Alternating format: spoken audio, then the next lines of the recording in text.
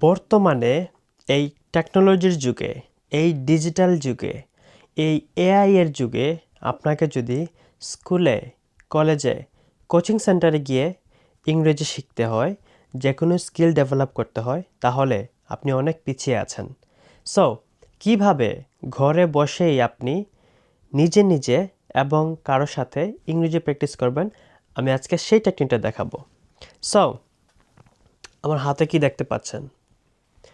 A mobile phone, right? A mobile phone. What do with this mobile phone? We communicate with our friends and family members and relatives with this mobile phone. We talk to our friends. We enjoy watching videos, movies, vlogs. We listen to our favorite music. Therefore, we use this mobile phone to do our assignments as well. Besides, we use AI to know about anything right now.